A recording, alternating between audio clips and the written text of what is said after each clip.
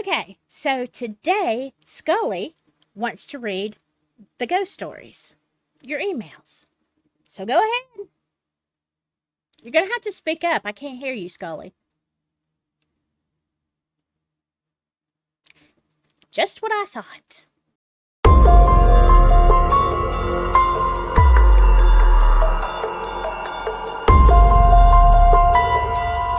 Well, hello, my spooky friends. How are you doing? Yeah, I don't think you're going to be able to hear Scully. I mean, he doesn't project. I keep telling him, project. I'm wasting my time. Anyway, I hope you all are doing good. Yes, I'm in the same outfit. Like, I'm recording a lot on the same day because our internet was out all day long and I've been working, and so I have to catch up. So, yeah, the crazy hair. Yeah, I've got a fan blowing. It's still hot, and yeah, it is what it is. I don't know what to tell you. But I will tell you that we have some great emails, stories I'm going to share with you from some of my viewers, and these are great stories. So, grab a drink, a blanket, curl up, and let's get into it. Okay, this first one. Okay, this first one is by Ashala Lynn, or maybe Ashala Lynn. That is a beautiful name. I hope I'm saying it right. But she comes from another country, and I don't know how much information she wants to give away, but she lives in a very, very beautiful part of the world. Now, this is called The Candles That Lit Themselves in the Kitchen.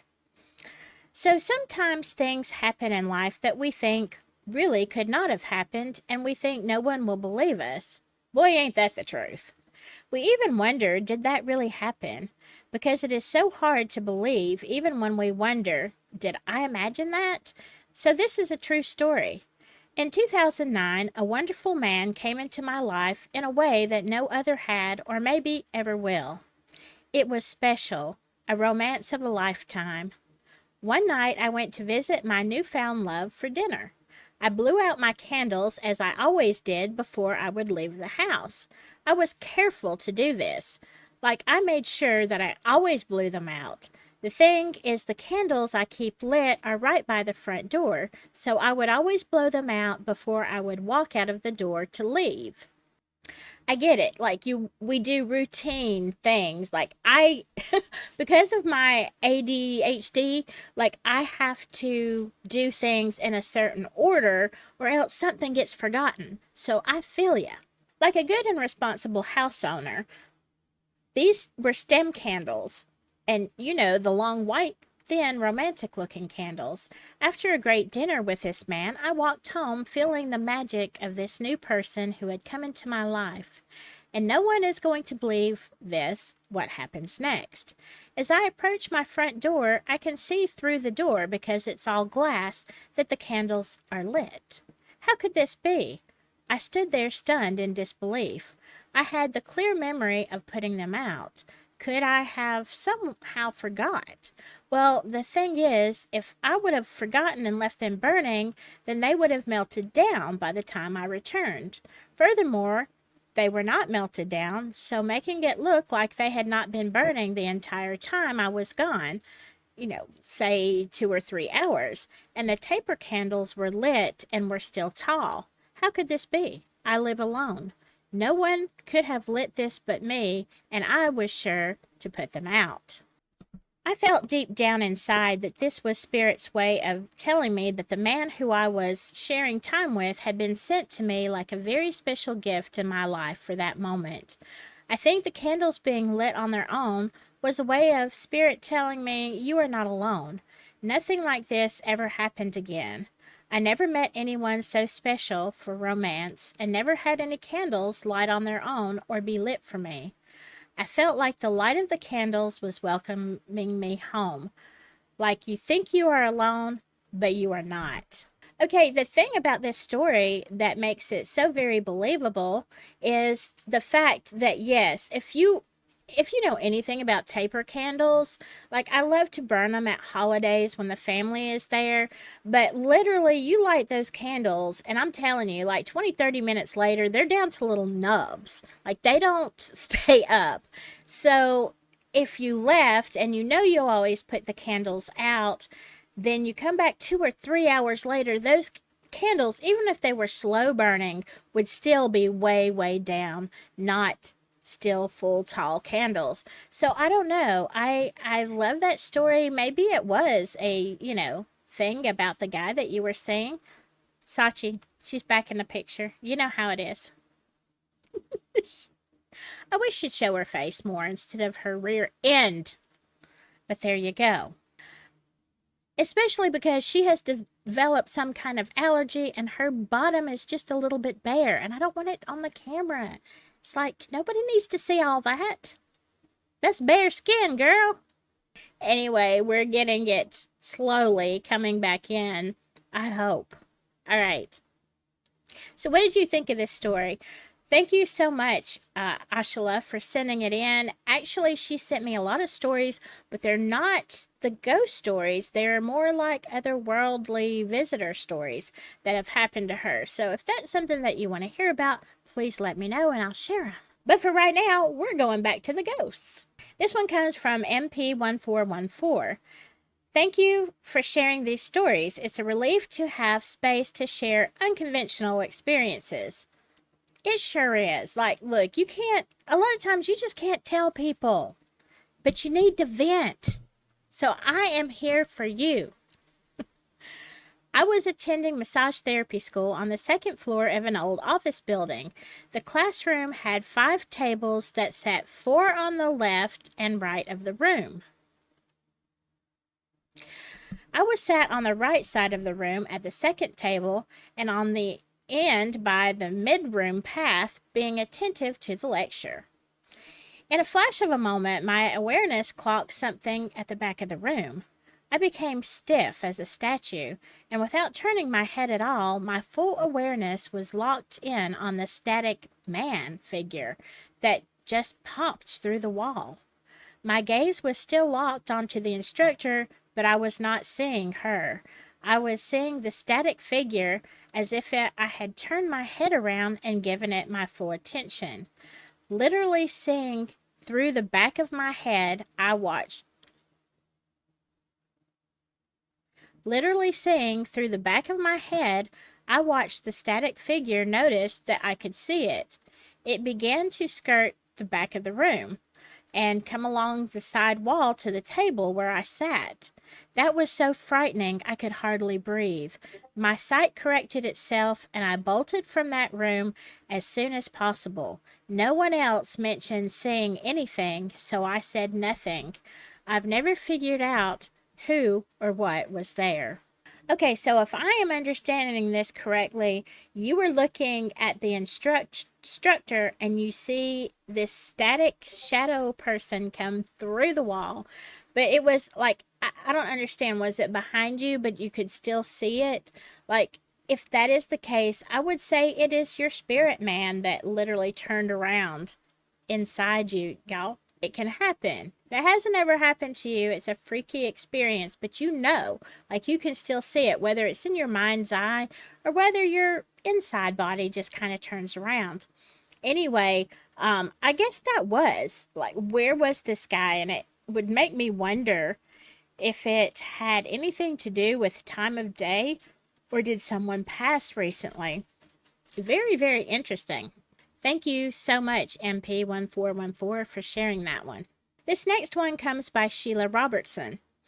In 2017, I looked up Edgar Cayce, an American 20th century psychic and healer who started the Association for Research and Enlightenment, and I found there was a monthly meeting an hour's drive from me. As a Search for God study is Christian-based and much like any other in-home Bible study I have attended, except there is an open belief in reincarnation and several other concepts not mainstreamed in most churches. I arrived first, so I heard our hostess greet one middle-aged man named Ross, telling him she was eager to learn about the previous owner of her house. Ross replied that he had known Arnie well and would be happy to share. I took a chair on one side of the entrance to the kitchen. Ross took the one across the path from me. Everyone else there I had met last month, but had not seen since. The meeting started, then we took turns reading. I was intently following along, nose in the text, when suddenly I had the very real smell of a can of beer freshly popped open. Here I am in a sober Sunday afternoon Bible study, and someone has opened a can of beer? Well, I'm just going to tell you that has never happened in any of the Bible studies I've been in. I mean, I felt like drinking sometimes with some of the things people said, but no, scratch that. I probably shouldn't have said that, but yeah, if you know, you know. Anyway, never have seen that happen, so hey, I don't know. I hadn't heard it opened, but the scent was so gassy and strong, I was expecting to feel bubbles and vapor on my face. Surprised as everything, but not wanting to disrupt, not knowing anyone there well, and what could I possibly say, I tried to discreetly glance about for the source, even turning to look in the kitchen. Nothing of any type of beverage anywhere. The meeting lasted 2 hours, which included instructions on developing psychic abilities, upcoming astrological events, meditation. And one more time, the same intense smell happened. There was no mistaking I was smelling a can of beer popped open right under my nose, yet no sign of anyone drinking anything. I had read many Casey books, so knew odd things had happened to him all day long, so I was trying to make sense of this. Yeah, that is odd. We had refreshments afterwards, nothing alcohol on offer, and Ross got around to telling us who Arnie had been, a bachelor work friend of Ross's dad. Arnie missed the farm he had grown up on and loved helping Ross's family farm, often spending weekends there, and Arnie was like an uncle to him. When Ross was a young man and he and a carload of friends on a Saturday would drop in on Arnie, who was very glad of the company, and Arnie would give the boys money to bring back beer. They spent hours laughing, shooting the breeze, and downing brewskis. So was Arnie superimposed with me in my chair, passing a ghost beer to Ross next to me? I don't know. I wish I had spoken up to share in real time what I was smelling. Sharing it after Ross told his story was much less convincing. Thanks for considering this to share on your channel. I would love to learn other friendly, happy, tipsy ghosts out there. I don't know. Do y'all have any tipsy ghosts? We've heard so many stories on here about ghosts doing bizarre things. But yeah, when you smell that beer, like beer has a very distinctive smell. And, when it's so real, the smell, you kind of expect to feel the splash on your face, the little bubbles. I don't know. That's crazy. So maybe Arnie was just hanging out there. I hope you weren't sitting on Arnie, but I mean, I don't know. Does it hurt if you're a ghost? Like, do you go through? I don't know. I don't know. I don't want to know if I'm sitting on somebody, okay? Um, I guess he just wanted to kick back, have a beer, and listen to the Bible study. Maybe he found it amusing. But yeah, that is crazy. Did you ever tell Ross about what happened? I know you said you didn't say anything in real time, but did you tell him after you heard the stories, and like did he acknowledge it, or kind of what was the reaction? Did anybody think, oh yeah, that was just Arnie, that's weird? Or had anybody else ever experienced the beer drinking ghosts at the Bible study? I don't know. That's like a great title, Ghost Drinks Beer at Bible Study. I don't know. Like, that is crazy. Thank you so much for sharing that story, though. I love it. Okay, this one is by... Okay, this is probably going to be our last one. This one is by Thomas Alduro. About 8 years ago, we bought a house in Fort Worth that happens to be diagonally across the street from a house where an unaliving had occurred a few years earlier. Excuse me. The house was an 80s vintage and cute, not a cookie cutter. Not that the people we purchased the home from, but the previous occupants had been Asians and had transformed the backyard to resemble their home country and with kudzu, ceramic crocodiles, etc., and a 3 or 4 foot Buddha. Over a few weeks, we cleaned up the kudzu before it took over the world and rescued a peach tree. Y'all, I know you gardeners and people might think that sounds cruel, but if you know, and I love kudzu, I think it's beautiful. But if you don't know anything about it, it will literally take over the planet. Like it grows so fast and it's thick. Like you have to keep it really trimmed back, okay? And so many people just cut it down because it is crazy. It will eat anything, okay? And Mr. Buddha went into the dumpster. Well, light bulbs started exploding in the house. They were the kind Congress hadn't mandated, so I figured there was something wrong with them. Next, we started experiencing loud banging sounds, as if someone was banging on a metal pipe in the bathroom. It would happen regularly. When this house was built, they had stopped using metal except for some copper tubing and had gone to PVC or something. Anyway, nobody was banging on a metal pipe. I decided this might be something spiritual, so I started praying. When I did, the banging would stop. After several times praying when it started, it stopped for good. In that house, I also had to put down my old dog. She was a wonderful, sweet dog, but was suffering. After we put her down twice, we heard her crying at night from the room where she stayed. My wife and I both heard it. That stopped after the first week. I have had a couple of other strange experiences, but these are my only ghostly stories. Yeah, you have to wonder, like, was something really upset because you cut down the kudzu and threw away some of their stuff, like making it more your style of little garden out there? I don't know.